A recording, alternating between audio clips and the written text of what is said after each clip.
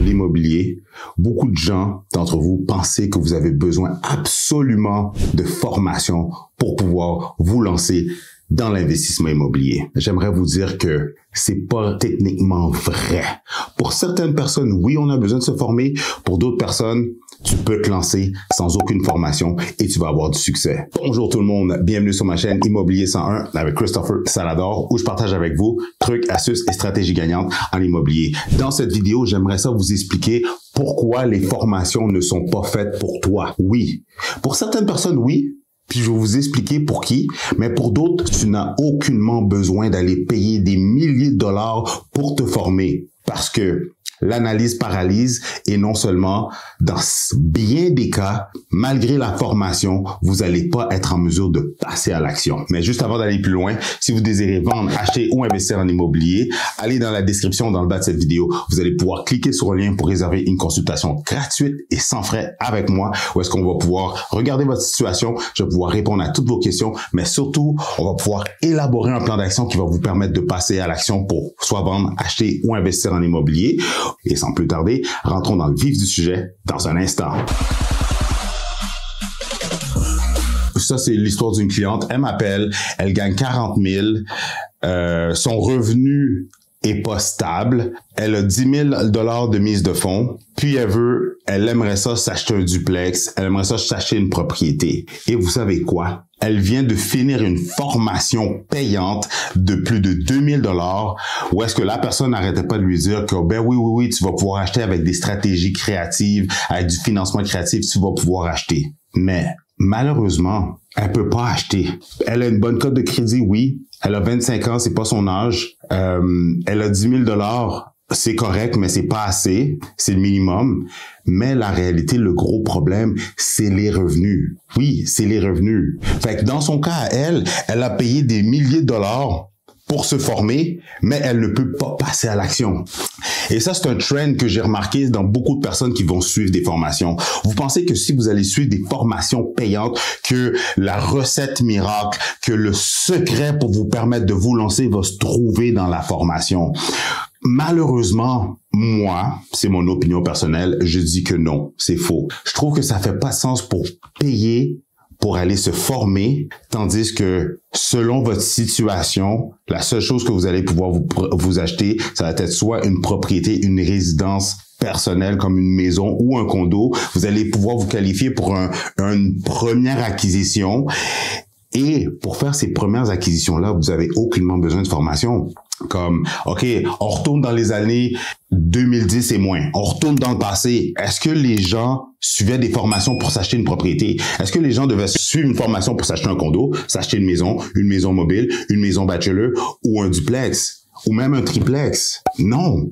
Tout ce qu'il vous faut, c'est un solide top courtier immobilier comme Better Call Chris, mais qu'est-ce que je veux dire, c'est que vous avez besoin tout simplement d'un courtier immobilier qui a l'expérience et les compétences et les habiletés pour pouvoir vous guider et vous conseiller, pas en termes de genre pour faire une transaction, mais plutôt pour vous guider et vous conseiller vers quel type d'achat va être le meilleur achat selon votre situation, selon vos connaissances et vos compétences. Parce que la réalité, c'est que peu importe le type de formation que vous allez suivre, l'immobilier, l'entrepreneuriat, de se lancer en business, ça s'apprend sur le tas. Il n'y a aucune formation qui va mieux vous préparer comparativement que d'être sur le terrain. Si tu veux apprendre à nager, c'est pas en lisant des livres, c'est pas en allant suivre des formations. Il faut que tu sautes dans l'eau. Il y a beaucoup de personnes qui vont suivre des formations, OK, en pensant qu'ils se font vendre l'idée que le financement créatif vont les permettre de se lancer, etc., etc.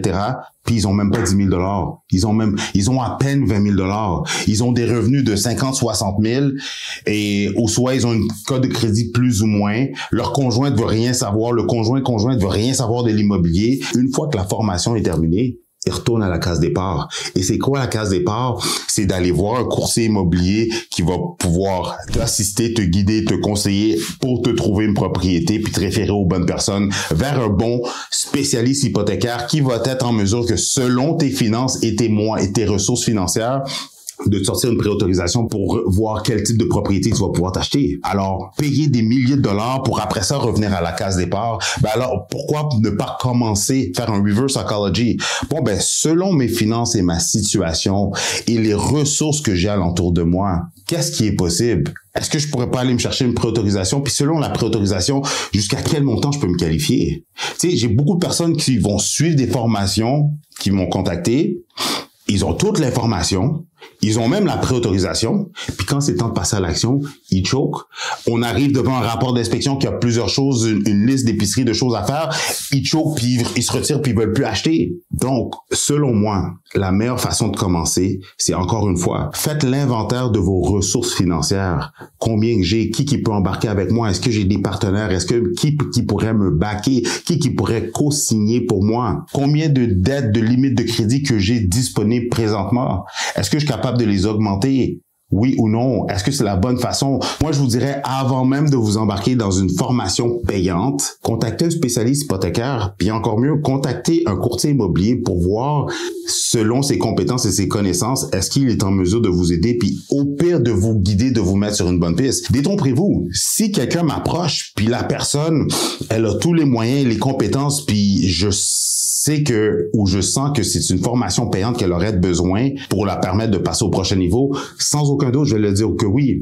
Parce que vous savez quoi? Encore une fois, c'est mon opinion personnelle, mais selon moi et avec l'expérience que j'ai sur le terrain, avec qu'est-ce que je vois, les clients, les personnes qui ont bâti justement des gros parcs immobiliers, etc., c'est que les formations payantes sont bonnes pour les personnes qui sont au niveau 3 et plus. Ce qui veut dire qu'ils ont 2-3 propriétés minimum puis ils veulent voir comment je peux maximiser qu'est-ce que j'ai pour me permettre de grossir et d'aller dans du plus gros multilogement, dans des plus gros projets immobiliers. Mais pour les gens qui sont à l'étape 0 pour se rendre à l'étape 1 qui est de faire sa première acquisition, si tu as 10 000 $, pourquoi aller te payer une formation à 10 000 $? Après ça, tu as 0 $ de formation. Tu as 0 $ pour mettre en mise de fonds. Puis là, il faut que tu rebuild, aller te, justement, travailler, économiser, faire des sacrifices pour aller accumuler cette mise de fonds-là pour après ça te lancer. J'ai des clients qui m'ont appelé, c'est même pas une joke. Il y a un gars qui m'appelle, il a suivi une formation qui lui a coûté comme quelques milliers de dollars.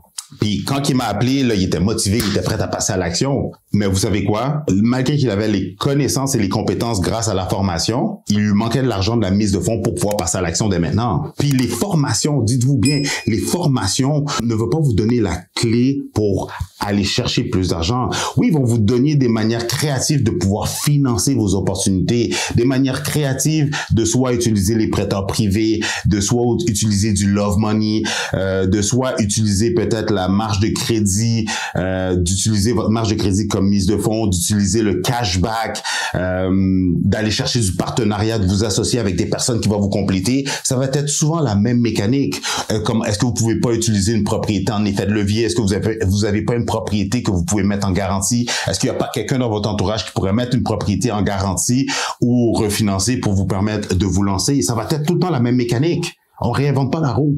Mais la réalité, c'est que les formations ne vont pas vous apprendre à faire plus d'argent pour aller augmenter vos revenus annuels, puis ça va pas vous montrer comment aller vous remplir les poches pour grossir une mise de fonds tout de suite pour vous permettre d'acheter une propriété right now. Comparativement à, si vous faites l'inventaire de votre situation, combien d'argent que j'ai, qui peut embarquer avec moi, qui peut co-signer avec moi, ouais. Encore une fois, c'est quoi les limites de crédit que j'ai? Je comptabilise le tout, sans compter quelles sont les dettes que je peux clairer tout de suite pour savoir, bon, ben, en mise de fonds net, combien qu'il me reste. Ensuite, Better Call Chris. Par la suite, on va voir un courtier hypothécaire et on regarde qu'est-ce qui peut être fait en termes de montant de préautorisation et selon ce montant de préautorisation-là, qu'est-ce qui s'offre à toi? Si vous désirez plus de stratégies gagnantes en immobilier, je vous suggère de regarder une de ces 2 vidéos-là.